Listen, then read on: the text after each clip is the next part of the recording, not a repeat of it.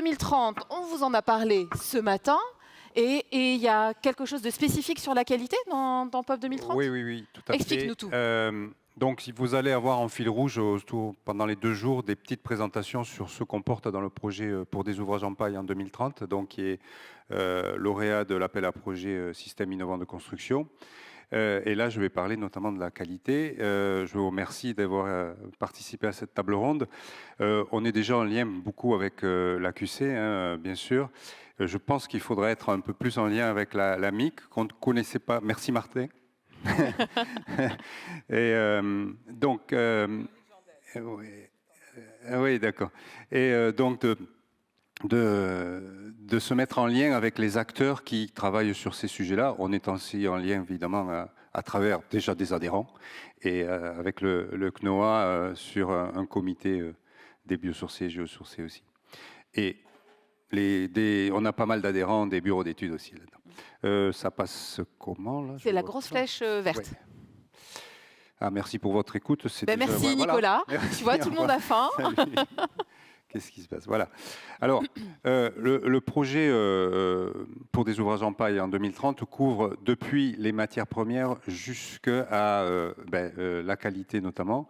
Et on s'est posé la question de savoir comment on pourrait accompagner la qualité de la filière au moment charnière où on passe peut-être d'un peu de la confidentialité. Enfin, des acteurs engagés, je dirais, qui sont volontaires, vers des acteurs qui sont moins volontaires au départ ou engagés, et de voir comment ces acteurs-là nouveaux, on les intègre dans cette démarche qualité qui est volontaire, une volonté forte dans le réseau.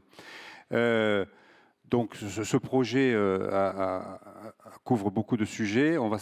Sur la qualité, il y a deux tâches principales. Qu'est-ce que ça serait une démarche qualité dans le réseau?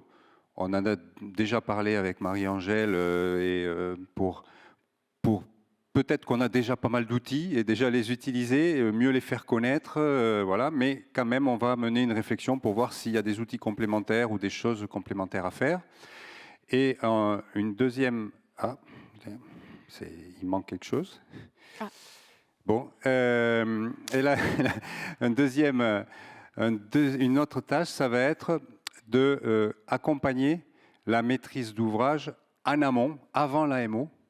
Et là, c'est pour ça que je pense qu'il faudra être en lien avec vous, parce que on va créer un nouveau poste que Gabriel va occuper aujourd'hui, pendant les 4 années du projet, en tout cas, qui viennent, qui est vraiment en amont de l'AMO, d'aller vers les maîtrises d'ouvrage qui ne connaissent pas effectivement les outils qui sont en place au sein du réseau français de la construction en paille, que ce soit les règles professionnelles, les formations, les experts, etc.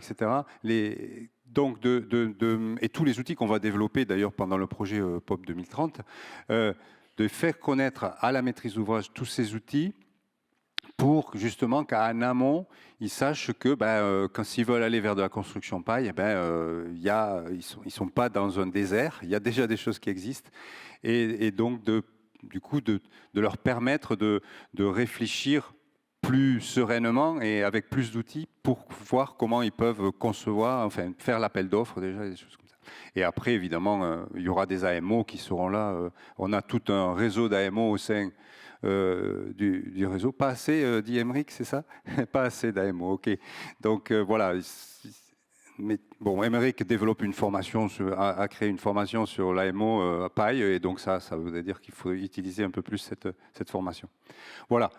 Voilà ce qu'on va mener dans le projet. Donc plus tard dans la journée, je présenterai d'autres aspects. Et donc en fait, ce projet POP 2030 dans le cadre de la qualité, ça va être mené avec l'AQC, ça peut être mené avec l'AMIC, ou comment ça se passe avec les partenaires? Oui, disons que justement, la démarche qualité jusqu'à présent, à part le lien qu'on a avec l'AQC suite aux règles professionnelles et différentes choses, on n'avait pas spécialement réfléchi à comment on pouvait améliorer la qualité, surtout à un moment, comme j'ai dit, où des nouveaux acteurs arrivent. C'est là que souvent on va trouver la moins bonne qualité, hein. C'est quand de nouveaux acteurs qui sont peut-être moins engagés.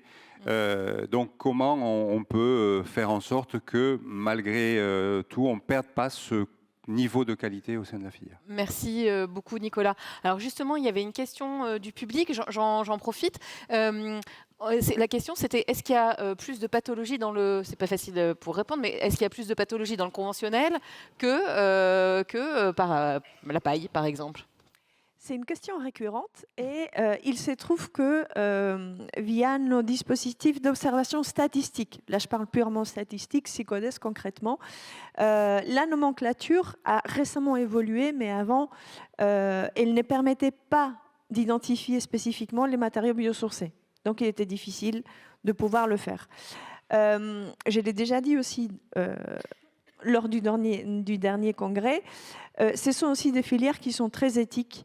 Et nous avons l'impression qu'il y a aussi beaucoup des désordres et beaucoup de non-qualités qui se règlent en discutant entre les différents acteurs. Et ça n'arrive peut-être pas, en fait, à les stades de sinistre. Il n'y a pas de déclaration forcément de sinistre.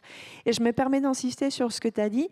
La RE 2020 est une magnifique opportunité, effectivement, de développement qui comporte des risques, et le futur le confirmera ou non. Mais jusqu'ici, il y avait quand même des acteurs qui étaient très militants, très connaisseurs avec un très grand savoir-faire. Et aujourd'hui, ce n'est plus le cas partout. Les matériaux biosourcés demandent certaines précautions qui ne demandent pas tous les matériaux conventionnels.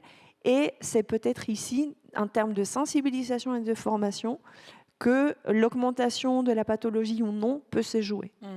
Merci beaucoup pour ces compléments. Pour pas qu'il y ait de frustration, est-ce qu'il y a une question dans le public là qui brûle les lèvres de quelqu'un? Non, c'est bon? Vous avez faim? Ah, une question.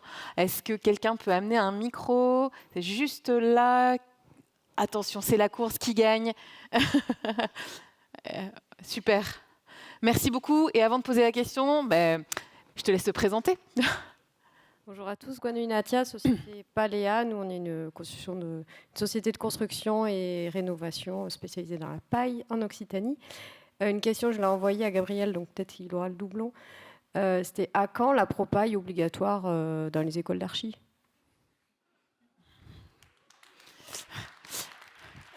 On sent un message. On en parlera au ministère. Il y a tellement de formations qu'il faudra inclure dans les écoles d'archi que... Mais au-delà de la paille, je pense parce qu'il y a des gens d'autres filières ici ou des artisans qui travaillent plusieurs matériaux, c'est d'imposer une formation sur les biosourcés et les géosourcés, peut-être quand même, sans parler d'une technique particulière, mais déjà de sensibiliser fortement. Ouais. Voilà. Alors, comme l'a dit Étienne Brunet, le ministère et puis les DREAL ont cette formation ambassadeur des biosourcés. Dans tous les territoires, il y en a. Quand il n'y a pas d'information du tout sur les biosourcés, ça peut être un bon début, cette formation. Et puis oui, former, vous l'avez dit. Est-ce qu'il y a une dernière question? Ça sera la dernière. Vous avez le micro. Merci de vous présenter. Oui, bonjour, je m'appelle Anthony Ferrard, je viens de Rennes et en fait je travaille pour une SEM d'aménagement qui s'appelle Territoire. C'est un acteur qui n'a pas été cité pendant la table ronde et qui n'est pas non plus représenté sur les 2 jours là, de la conférence, mais je pense qu'on a un vrai rôle à jouer nous en tant qu'aménageurs, notamment dans la rédaction de notre cahier des charges de cession de terrain, dans la manière dont on fixe les ambitions environnementales. Et en guise de témoignage, moi je travaille sur un projet qui s'appelle Grande Prairie sur la ZAC Courouze, où on a mené là, avec pas mal d'acteurs qui sont dans la salle une grosse réflexion sur la construction paille. Et les chantiers là débutent sur des projets qui utilisent l'isolation en paille sur plus de 300 logements. On va du R+2 au R+10 et c'est faisable. Et on est en train de le démontrer, on va renouveler l'expérience. Donc voilà, juste un témoignage, les SEM d'aménagement ont un gros rôle, au même titre que les bailleurs et les promoteurs. Merci beaucoup pour ce témoignage, effectivement, qu'on ne vous oublie pas, les aménageurs. Merci beaucoup. Nicolas, est-ce que tu as quelque chose à ajouter? Non, on rajoutera pendant la durée du congrès. Et mesdames, messieurs, est-ce que vous avez un dernier mot sur la qualité à évoquer avant que nous allions déjeuner? Tout n'a pas été dit, mais c'est OK pour vous? Il faut avoir de l'ambition et de l'exigence. Ambition, exigence? accompagner. Et puis accompagner, se faire accompagner et ouvrir les yeux. Et voilà. Et merci pour ce réseau qu'il faut structurer, faire connaître en fait. Voilà. Merci beaucoup Mireille. Alors maintenant que vous êtes repérés, attention, en plus vous avez un nouveau directeur qui arrive, je peux vous avertir que le RFCP va être dans vos bureaux.